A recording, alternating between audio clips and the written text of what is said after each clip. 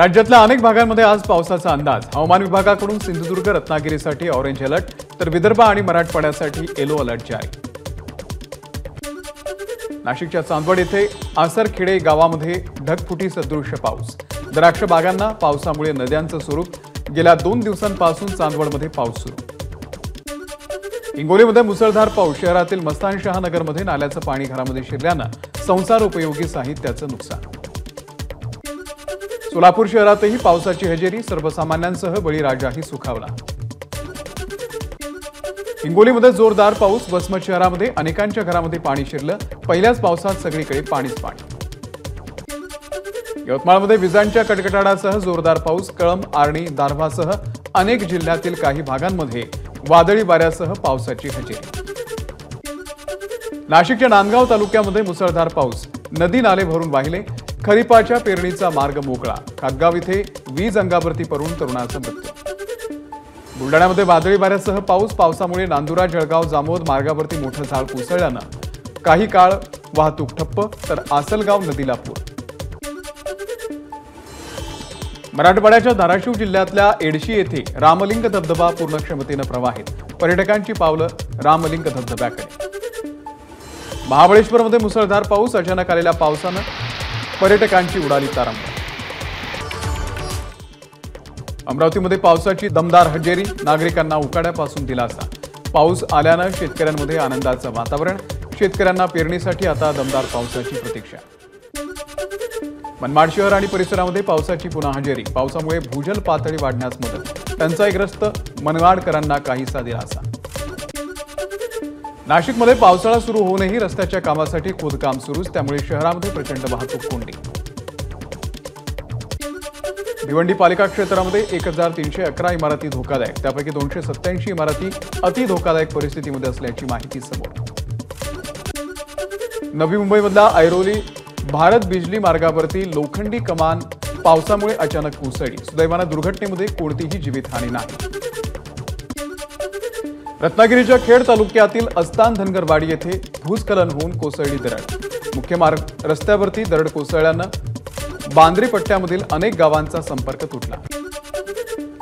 अकोल्याच्या मूर्तिजापूर तालुक्यामधील खापरवाडा आणि टिटपाळा गावामध्ये वीज पडून 2 शेतकऱ्यांचा मृत्यू। पावसामुळे झाडाखाली थांबले असताना कोसळली वीज। जळगावच्या अंमळनेर तालुक्यामध्ये पावसामुळे शेतीचं नुकसान। नवनिर्वाचित खासदार स्मिता वाघ यांनी केली नुकसानाची पाहणी। प्रशासनाला दिले पंचनामे करण्याचे आदेश।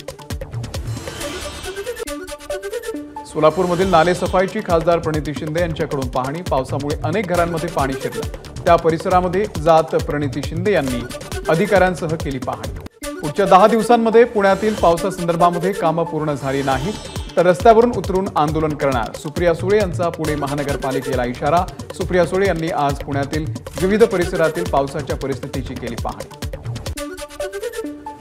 आदित्य ठाकरेंकडून मुंबईमधील नाले सफाईची पाहणी। त्यासोबतच अनेक ठिकाणी रस्त्यांची कामं झालेली नाहीत। पंप देखील बसवण्यात आले नसल्याची आदित्य ठाकरे यांची सरकारवरती टीका।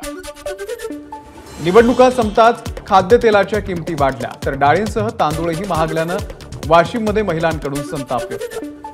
मनोज जरांगेंच्या आंदोलनाचा 5वा दिवस। 5व्या दिवशी जरांगेंची प्रकृती खालावली। रात्री जरांगेंवरती उपचार। नितीन गडकरींना सलग 3ऱ्यांदा मोदींच्या मंत्रिमंडळामध्ये स्थान। गडकरी आज केंद्रीय रस्ते आणि वाहतूक मंत्रालयाचा पदभार स्वीकारणार।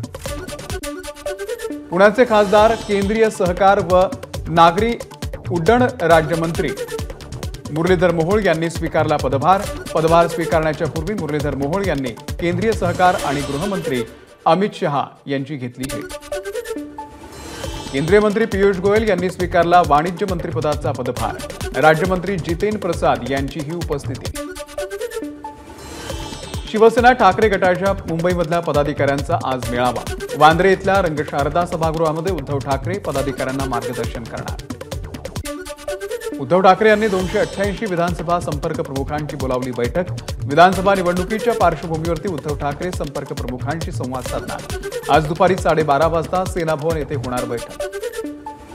विधान परिषदेच्या शिक्षक आणि पदवीधर मतदारसंघाच्या निवडणुकीसाठी अर्ज मागे घेण्याचा आजचा शेवटचा दिवस।